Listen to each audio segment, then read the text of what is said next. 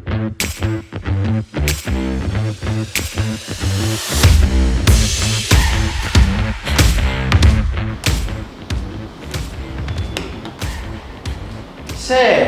ഇപ്പോഴാണോ ട്രെയിലർ കാണുന്നത്?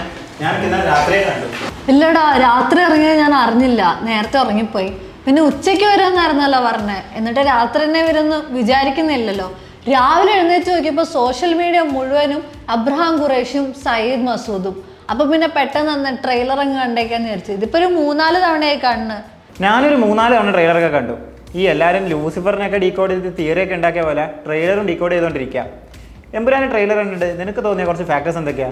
എമ്പുരാന്റെ ട്രെയിലറിലെ 10 ഫാക്ടേഴ്സ്: പിതാവിന്റെയും പുത്രന്റെയും ഇടയിൽ വിരിഞ്ഞ പൂവ്, ഇരുട്ടിന്റെ പൂവ്, തമോ ഗോളങ്ങളുടെ എമ്പുരാൻ. ഡയലോഗുകളെല്ലാം ആച്ചിക്കുറുക്കിയെടുത്ത പോലെ ടു ദ പോയിന്റ് ആണ്. ദൈർഘ്യം കൂടുതലാണെങ്കിലും അത്രയും സമയം പ്രേക്ഷകരെ പിടിച്ചിരുത്താൻ കെൽപ്പുള്ള ഷാർപ്പ് കട്ടുകൾ, അതിനൊപ്പം മനോഹരമായ വിഷ്വലും. ഓരോ ഫ്രെയിമും ബ്രില്യൻ്റ് ആയാണ് ഒരുക്കിയിട്ടുള്ളത്. ടൊവിനോയുടെ ക്യാരക്ടറിനെ കൊണ്ടുചെന്നെത്തിക്കുന്ന പൊസിഷൻ.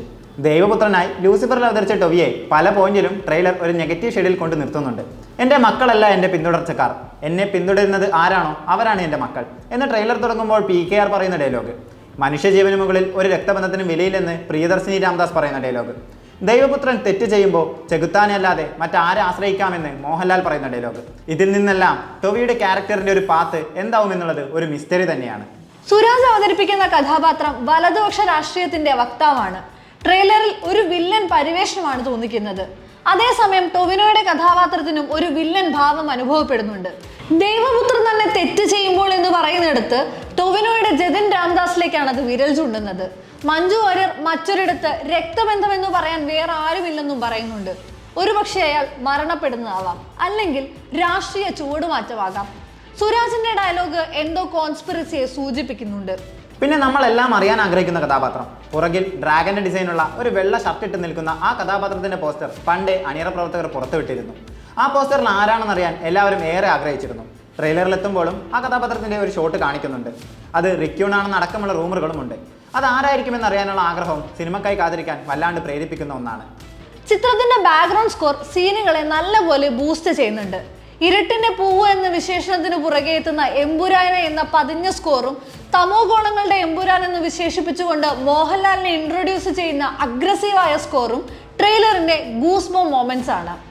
ലൂസിഫറിൽ നിന്നും വ്യത്യസ്തമായി സയ്യിദ് മസൂദിന്റെ കഥയ്ക്കാവും മുൻതൂക്കം എന്നാണ് പറയപ്പെടുന്നത്. അത്തരത്തിലാണ് കഥാപാത്രങ്ങളെ അവതരിപ്പിച്ചിരുന്നതും. അങ്ങനെയെങ്കിൽ ആ കുട്ടികൾ സയ്യിദിന്റെയും സ്റ്റീഫന്റെയും കുട്ടിക്കാലവും സ്റ്റീഫൻ അവനെ ചേർത്ത് നിർത്തുന്നതും സംരക്ഷിക്കുന്നതുമാകാം കഥ. ട്രെയിലറിൽ മോഹൻലാൽ രാത്രി മുണ്ടെടുത്ത് സയ്യിദ് മസൂദ് ഗ്യാങ്ങിന്റെ കൂടെ നിൽക്കുന്ന സീനുണ്ട്. മുണ്ടെടുത്ത ലാലേട്ടന്റെ മാസ് ലുക്കും തല്ലുമെല്ലാം എത്രയോ സിനിമയിൽ കണ്ടതാണ്. ലൂസിഫറിലും ഉണ്ടായി. ലൂസിഫറിലെ പോലെ കൈകൊണ്ട് മാടി പിടിക്കുന്ന ഒരു ഷോട്ട് ട്രെയിലറിലുമുണ്ട്. ഡയലോഗ് ഒന്നുമില്ലെങ്കിലും വാട എന്ന് നമ്മളെ കൊണ്ട് ആ സീൻ പറയിപ്പിക്കുന്നുണ്ട്. ഈ ഒരു സീൻ എങ്ങനെ ആയിരിക്കുമെന്ന് ടീസർ ഇറങ്ങിയപ്പോൾ തൊട്ട് ആരാധകരെല്ലാം കാത്തിരിക്കുന്നുണ്ട്. ലൈക്ക പ്രൊഡക്ഷൻസ് അവതരിപ്പിക്കുന്ന എന്ന് കാണിച്ചു തന്നെയാണ് എമ്പുരാനെ അവതരിപ്പിച്ചിരിക്കുന്നത്. പ്രൊഡ്യൂസർമാരിൽ ആദ്യം പേര് വെച്ചിരിക്കുന്നതും സുഭാസ്കറിൻ്റെത് തന്നെ. പക്ഷേ ഡയറക്ടർ ബ്രില്യൻസ് ആണോ എന്നറിയില്ല. തുടക്കത്തിൽ ലൈക്കയുടെ ലോഗോ നാശത്തിലും ഗോകുലത്തിന്റെ ലോഗോ ഗാന്ധിക്കുമൊപ്പമാണ്. എന്തായിരുന്നാലും എല്ലാവരെയും ചേർത്ത് വെച്ചൊരു ട്രെയിലർ. പിന്നെ അൾട്ടിമേറ്റ്ലി മോഹൻലാലിനെ വെച്ചുള്ള പൃഥ്വിരാജിന്റെ ഒരു ഫാൻ ബോയ് സംഭവമാണല്ലോ ലൂസിഫറും എമ്പുരാനും എല്ലാം. നമ്മൾ അറിയാത്തതെന്തോ സ്റ്റീഫൻ നെടുമ്പള്ളിയുടെ കഥയിലുണ്ട്. ടൊവിനോയുടെ കഥാപാത്രം പറയുന്ന ഈ ഡയലോഗ് തന്നെയാണ് സിനിമയ്ക്കായി കാത്തിരിക്കാൻ ഏറ്റവും പ്രധാനപ്പെട്ട കാരണം. ഇപ്പറയുന്ന കഥ സ്റ്റീഫന്റെ ലൈഫിലെ ഖുറേഷി അബ്രഹാം എന്ന പാർട്ടാണല്ലോ. ലൂസിഫറിൽ നമ്മൾ സ്റ്റീഫനെ കണ്ടു. എമ്പുരാന് കാത്തിരിക്കുന്നത് ഖുറേഷിക്ക് വേണ്ടി തന്നെയാണ്. ചിത്രത്തിന്റെ ട്രെയിലർ ലീക്ക് ആയതുകൊണ്ടാണ് സമയം മാറി റിലീസിനെത്തിയതെന്നും ഗോകുലത്തിന്റെ പേജിൽ അറിയാതെ പബ്ലിഷ് ആവുകയായിരുന്നു എന്നെല്ലാം പറയപ്പെടുന്നുണ്ട്. എന്നാൽ സമയം തെറ്റിയെത്തിയതിനെ മാർക്കറ്റിംഗ് തന്ത്രമായും കാണാം. കൂടുതൽ പേരിൽ ക്യൂരിയോസിറ്റി വളർത്താനും ചർച്ച ചെയ്യപ്പെടാനും അത് കാരണമായിട്ടുണ്ട്. ലൈക്കയുമായുള്ള പ്രതിസന്ധിയും ഗോകുലത്തിന്റെ മാസ് എൻട്രിയും മാർക്കറ്റിംഗ് സൈഡിൽ ഗുണം ചെയ്തിട്ടുണ്ട്. പല കഥാപാത്രങ്ങൾ, പല കഥകൾ, പല ലൊക്കേഷനുകൾ. ചില ഫ്രെയിമൊക്കെ കാണുമ്പോൾ ഇത് മലയാള സിനിമയാണോ എന്ന് തോന്നിപ്പോകുന്നുണ്ട്. കേരള പശ്ചാത്തലത്തിലായിരുന്നു ലൂസിഫർ എങ്കിൽ എമ്പുരാന്റെ ട്രെയിലറിൽ കേരളം വളരെ ചുരുക്കമായാണ് കാണിക്കുന്നത്.